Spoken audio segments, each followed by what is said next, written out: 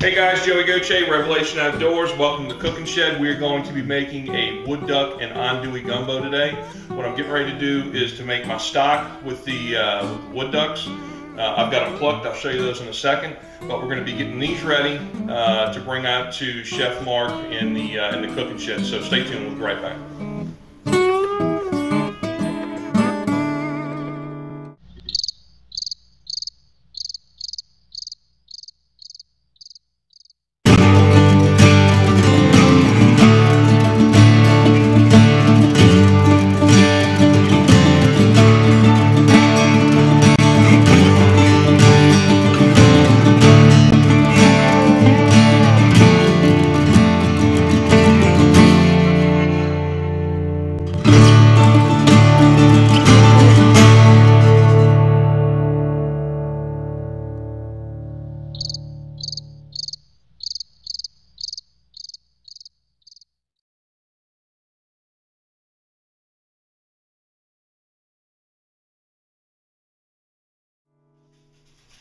Alright guys, as I mentioned, we're going to be using 6 wood ducks, and we actually killed these last year. We're in the process of cleaning our freezer out.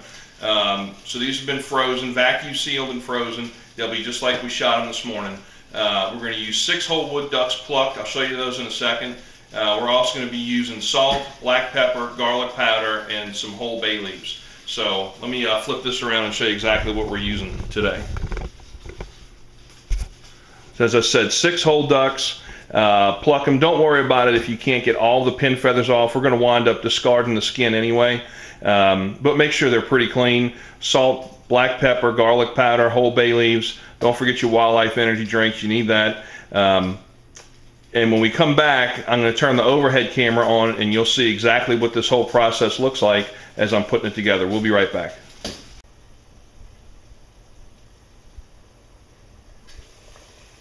Alright guys, we are boiling. I'm going to put my salt in first, and not real important that you be real precise and measure this out for your stock. You know, I'd probably say 2 tablespoons, maybe 2.5 of salt, probably that much black pepper as well.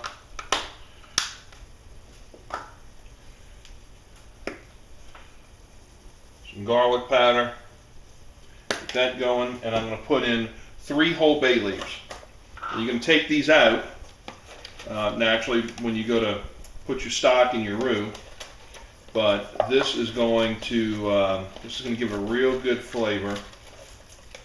You just want to make sure you catch those when you strain this. And this is a great way to catch all the shot that you might have in these birds. These don't look torn up real bad, but you never know, you may have some steel shots. As you're draining this, you don't just want to dump it. You can put it in a colander or a strainer, whatever you want, but this will be a good place for you to catch those little pieces of steel shot. So we've got this to a boil. I'm going to drop my ducks in. Let me stir this around a bit just to make sure that that water's pretty hot, so I'm going to get a pair of tongs out of here. So I'm going to drop my ducks in, let those boil for about, I'd say probably an hour and a half, maybe 2 hours, just because I have 6 of them in here. If you have mallards, you might have to let it go 2 hours, maybe 2.5. You have geese, maybe 2 hours, maybe 2.5. But what we're going to do is, after these finish cooking, we're going to let them cool, and then we're going to basically shred the meat. Okay, and once we do that, once we shred the meat, we'll be able to put it in our roux with our Trinity, onion, celery, bell pepper, put the stock in there, let it go. It's going to be great. So stick around, we'll be right back. Alright, so we are back. It's been about an hour and a half, almost 2 hours since we started cooking our ducks, making our stock. It smells great. So I'm going to go to the overhead cam in just a second and show you what it looks like when we take these out, and show you how much stock is left. And once they cool, we'll start picking them and taking the meat off the bone and checking for steel shot in our stock. So let's go to the overhead cam.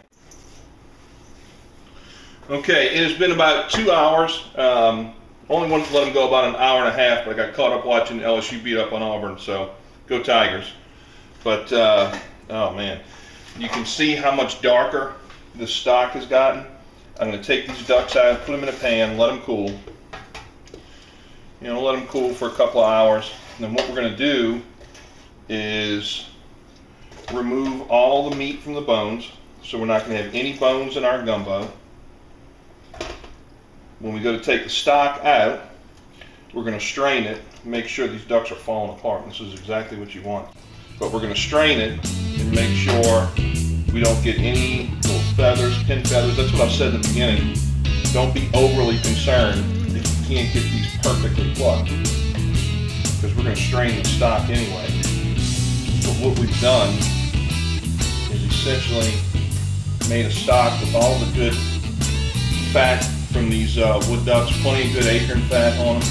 You can see these things are just, they're falling apart now, so they're gonna pull apart real easy. You can see how much darker our stock has gotten. It smells great. One thing that you may want to do when you make your stock, and I didn't do this in the beginning to show you, but you can put a little bit of sherry cooking wine in it, about a half a cup. That gives it a great flavor. And we're gonna let this stuff cool. We're gonna bring out Chef Mark in the cooking shed and let him do his thing. So stay with us. We'll be right back. Cooking Shed is brought to you by Wildlife Energy Drinks. Energy for the great outdoors. Crossover Camo. Hunt like the deer hide, undetected. And by Revelation Outdoors. Celebrating God's great outdoors.